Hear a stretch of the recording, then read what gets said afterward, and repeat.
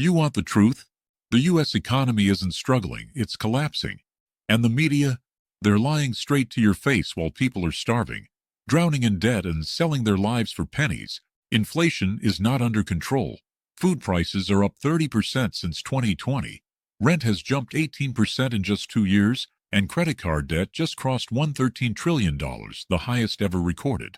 Over 61% of Americans now live paycheck to paycheck, and more than 20 million households are behind on utility bills. This isn't a downturn. This is a full-blown economic emergency.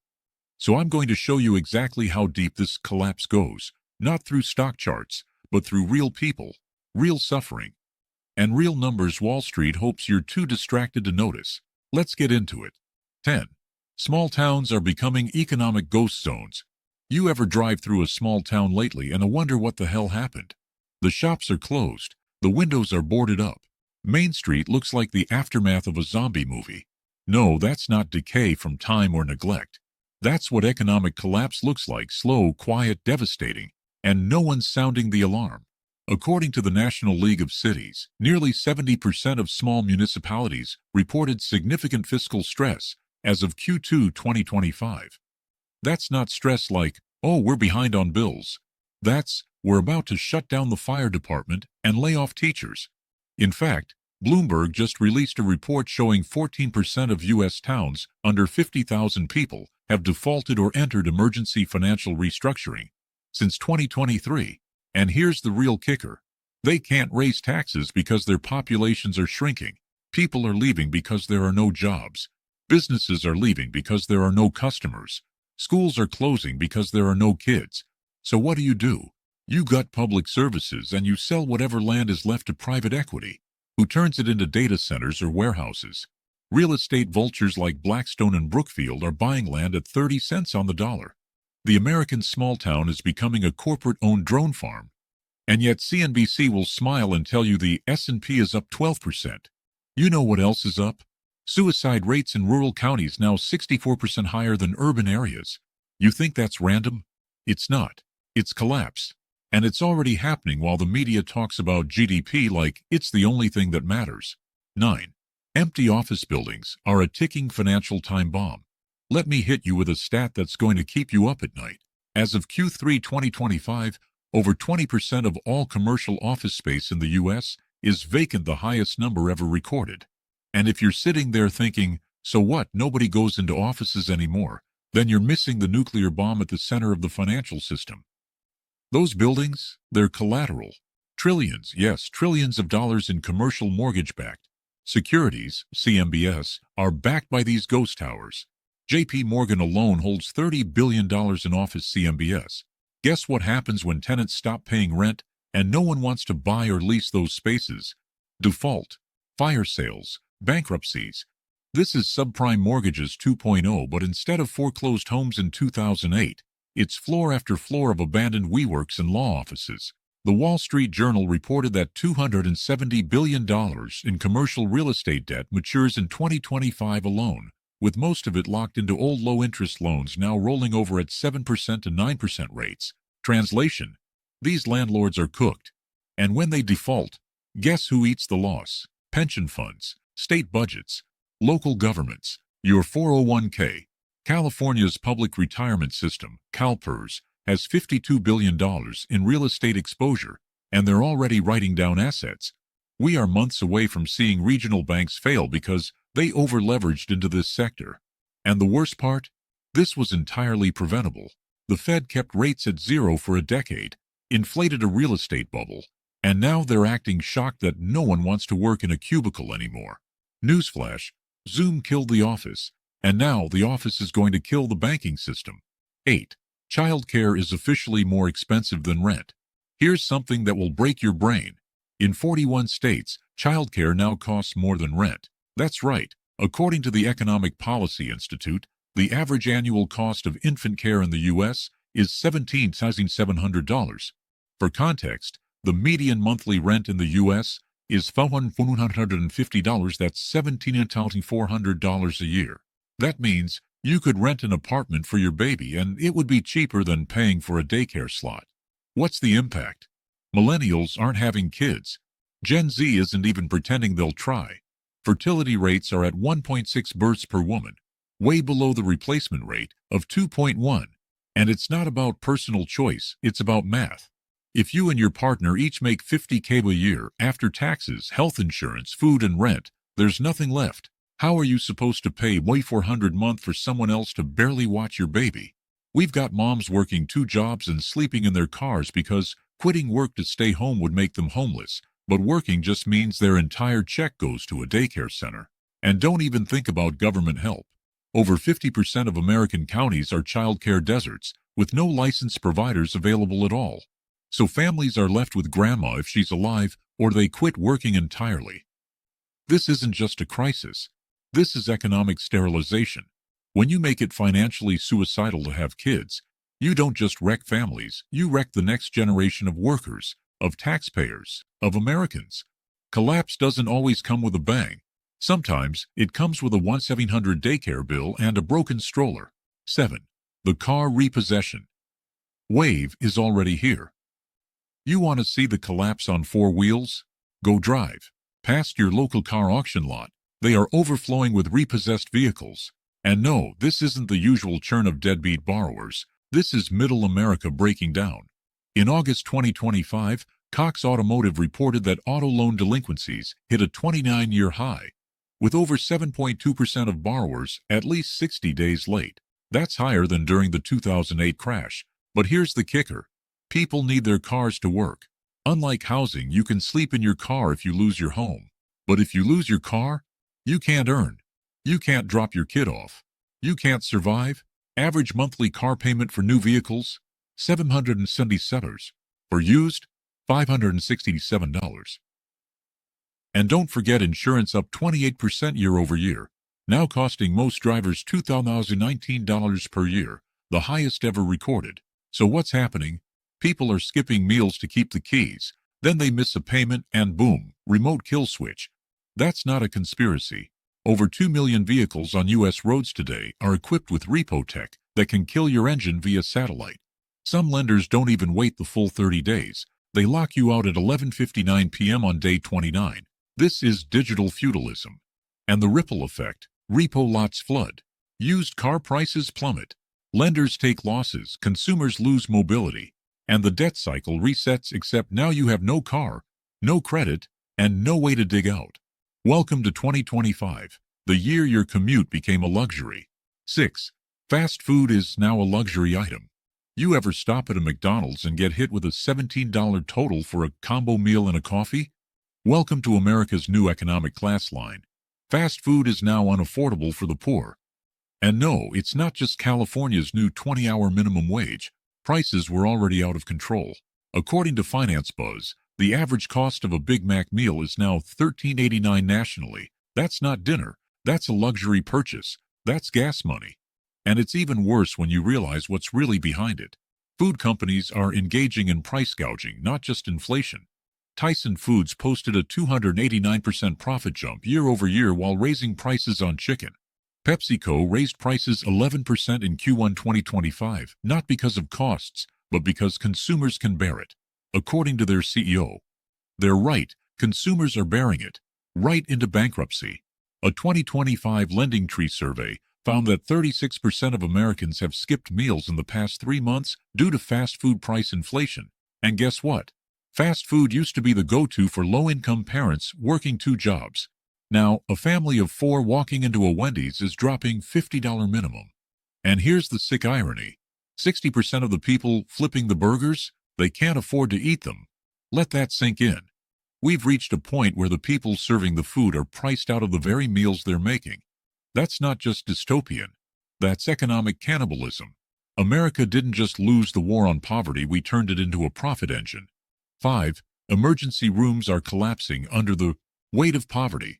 There's a dirty little secret in the healthcare industry that no one talks about. Emergency rooms have become the new primary care for the working poor. Why? Because urgent care centers and private practices require insurance or upfront payment, but ERs, federal law mandates they must treat you. So people wait until things are really bad, and they walk into the ER with tooth infections, untreated diabetes, anxiety attacks from working 80 hours a week, and injuries from working multiple labor jobs without time off. According to the American College of Emergency Physicians, ER visits are up 43% since 2022, and 71% of doctors say the system is on the brink of collapse, not just because of patient volume, but because staffing shortages, burnout, and corporate consolidation have turned care into chaos. Nurses are walking out. Rural hospitals are closing down. Over 200 have shuttered since 2010, with more than 600 currently at risk. And the people showing up in those ERs? Over 60% are underinsured or have no insurance at all. That's your waiter, your Uber driver, your neighbor. Meanwhile, medical debt in America has crossed $220 billion, with 4 in 10 adults reporting medical collections on their credit report. The number one cause of homelessness for women in their 40s, medical bankruptcy. Think about that the next time you hear someone say, the economy's fine. If the economy is so great, why are we using emergency rooms as band-aids for a system that's bleeding out? 4. America's prison economy is quietly booming. Now here's the part that makes your blood boil. While everything else is collapsing, the prison industry is booming. Not because crime is surging, not because there are more criminals, but because incarceration is profitable. You think I'm joking? Look up Core Civic and Joe Group. These private prison corporations have seen stock price increases of over 40% since 2023, largely fueled by state contracts to detain migrants, minor parole violations, and probation revocations, all monetized at $100 to $300 per inmate per day. Meanwhile, 80% of U.S. counties outsource their jail food, healthcare, and even basic hygiene items to for-profit providers, marking up toothpaste 400% and selling ramen for $5 a pack. We're not rehabilitating people, we're milking them. And here's the kicker. Over 60,000 prisoners are currently working in jobs for as little as 23 cents an hour, producing military uniforms, furniture, and even pandemic PPE during COVID. That's not rehabilitation, that's slave labor. And it's legal, thanks to the loophole in the 13th Amendment. Meanwhile, recidivism rates are over 67% in some states. You think that's accidental? It's designed that way. The system is built to create repeat customers.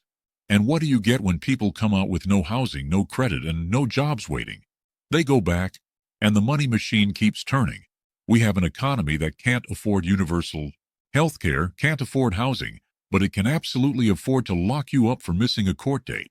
Land of the free, not unless you can afford bail. 3. Credit card debt is now a national death sentence. This one right here. This is where the collapse becomes inescapable. Because once you're caught in the credit trap, there is no escape hatch. The average American now carries $7,751 in credit card debt, a number that's increased 14% just in the past year, according to TransUnion. And the average APR? Try 24.37%. That means even if you're making minimum payments, you're bleeding out. And here's where it gets ugly. The average interest alone is now over $800 per year per cardholder. Not total payments, just interest. That's a rent payment. That's 2 months of groceries. Gone. And guess who holds the most credit card debt? People making under $50,000 a year. The people least able to pay it back. These aren't shopping sprees. These are survival swipes, groceries, prescriptions, gas. And then you add in buy now, pay later debt, which has exploded 300% in 3 years, and suddenly, you've got millions of Americans drowning in microdebt. You miss a single payment, your credit score tanks. Your car insurance goes up. Your job application gets flagged. This is digital serfdom. The rich build wealth with debt. The poor are buried by it. And banks know this. That's why Citibank made $2.6 billion in profit just from consumer interest in Q2 2025. That's right, they're not loaning money to help you. They're loaning money because you'll never get out. It's a system designed to keep you on the hamster wheel forever. And the second you slip, they raise the interest rate. That's not lending, that's financial vampirism. And they're feeding off the collapse. 2. The Federal Reserve is quietly crashing the middle class on purpose. You want the real villain of this entire collapse? Look no further than the Federal Reserve. The Fed isn't just asleep at the wheel, they're actively steering the ship into the iceberg. Let me break it down for you. Since 2022, the Fed has raised interest rates 11 times, landing us at a 22-year high with a federal funds rate of 5.5%. Why? To fight inflation. That's the lie. Inflation wasn't caused by you buying eggs. It was caused by corporate price gouging, supply chain sabotage, and $4.5 trillion in asset purchases that enriched Wall Street. But who's being punished for it now? You, your mortgage, your credit card, your car loan. All those payments have exploded. In 2020, you could get a 30-year fixed mortgage for 2.8%. In 2025, it's over 7.4%. That's the difference between a $700 payment and a $1,300 payment on the exact same house. That's not economic cooling. That's mass disqualification from home ownership. And don't even get me started on small businesses. Over 60% of U.S. small businesses are now carrying variable rate debt. That means every rate hike is a gun to their head. They can't borrow to grow. They can't refinance. They close. Meanwhile, the Fed is still bleeding money out of the system. $95 billion per month in quantitative tightening. That's money removed from the economy. And all while Wall Street celebrates because higher rates mean more profit on bonds and debt. This isn't a mistake. This is class warfare. The Fed is deliberately crushing demand from the bottom up because when they say cool the economy, they mean make you so broke you stop eating meat. 1. Billionaires are preparing for collapse while telling you it's fine. This is the final truth you need to understand.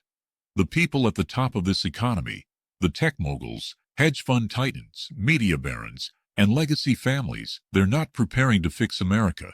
They're preparing to survive it. While they're telling you everything is fine, they're building luxury survival bunkers in New Zealand. They're buying up hundreds of thousands of acres of farmland through LLCs so you won't see their names. Bill Gates is now the largest private farmland owner in America, over 270,000 acres. Why? Because when systems collapse, land and food are power. Palantir, the intelligence software company tied to the CIA, just spent $55 million buying gold bullion in 2024, saying they're preparing for a black swan event. Meanwhile, billionaires like Jeff Bezos, Peter Thiel, and Sam Altman have bug-out locations in remote parts of the world, complete with private airstrips, solar farms, and armed guards. You think they'd do that if the future was stable? Elon Musk literally moved to Texas and is building underground tunnels while launching rockets to Mars. They know what's coming. The system they built is collapsing under its own weight, and instead of fixing it, they've built lifeboats and left you on the Titanic. Because here's the real red pill. They need a collapsing economy. It consolidates power. It kills off small business competitors.